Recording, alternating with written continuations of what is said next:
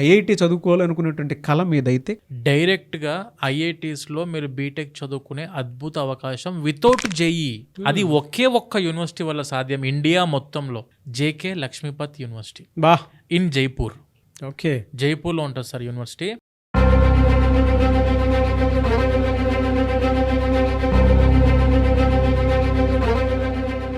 ఇది 4 years బీటెక్కి గాను 2 years JK లక్ష్మీపత్లో చదువుకుంటారు. అండ్ రిమైనింగ్ 2 years మనం 7 ఐఐటీస్తో టైఅప్ అయినాం సార్.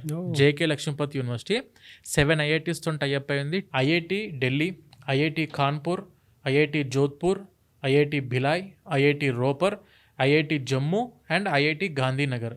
ఇవి 7 IITs and 2 triple ITs. Triple IT Hyderabad ఉంది, ట్రిపుల్ ఐటీ ఢిల్లీ ఉంది అండ్ బిట్స్ పిలాని. ఇలా ప్రతి ఒక్క ప్రీమియం ఇన్స్టిట్యూట్స్ ఏవైతే ఉన్నాయో, పబ్లిక్ ఇన్స్టిట్యూట్స్ ఇవన్నీ గవర్నమెంట్వి, అక్కడికి వెళ్ళి మీరు 2 years బీటెక్ చదువుకునే గోల్డెన్ ఆపర్చునిటీ ఇస్తున్న ఒకే ఒక్క యూనివర్సిటీ, అదే మన జేకే లక్ష్మీపత్ యూనివర్సిటీ. ఎలా ఎంటర్ అవ్వాలి? మనం జేకే లక్ష్మీపత్ యూనివర్సిటీలో జాయిన్ అయిన తర్వాత స్టూడెంట్కి, for example let us assume IIT Gandhinagar sir. IIT Gandhinagar యొక్క పాలసీ ఏంటంటే పేరెంట్ యూనివర్సిటీ. పేరెంట్ యూనివర్సిటీ అంటే ఏంటిది? JK Lakshmipat university is a parent university.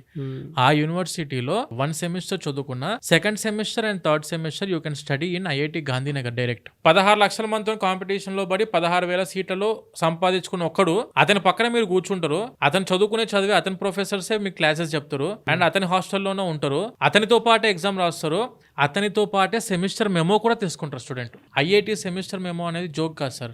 అవును. బీటెక్ అయిపోయినాక ఎక్కడ జాబ్కి వెళ్ళాలన్నా ద ఫస్ట్ ప్రియారిటీ ఇచ్చే స్టూడెంట్కి జేకే లక్ష్మీపత్ యూనివర్సిటీ స్టూడెంట్కే ఇస్తారు. ఎందుకంటే ఐఐటి కొలాబరేషన్స్ ఇండియాలో ఎవ్వరికి కూడా లేవు సార్.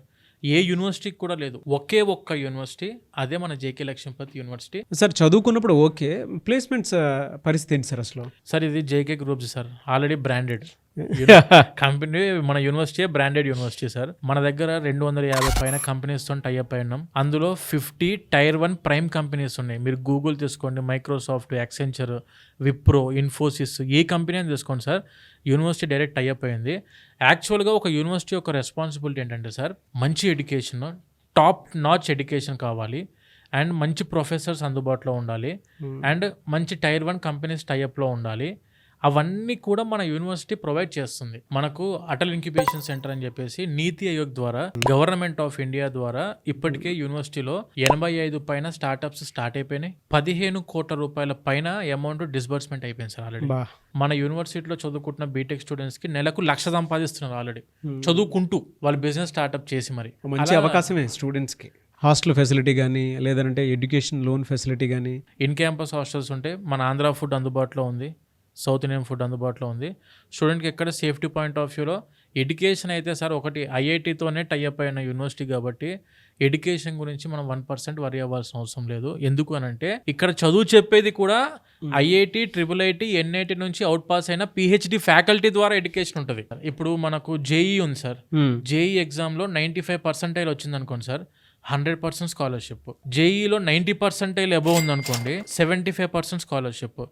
అదే జేఈలో 85% అబోవ్ ఉంటే 50, 80 అబోవ్ ఉంటే 30, 75 అబోవ్ ఉంటే 20, 70 అబోవ్ ఉంటే 10.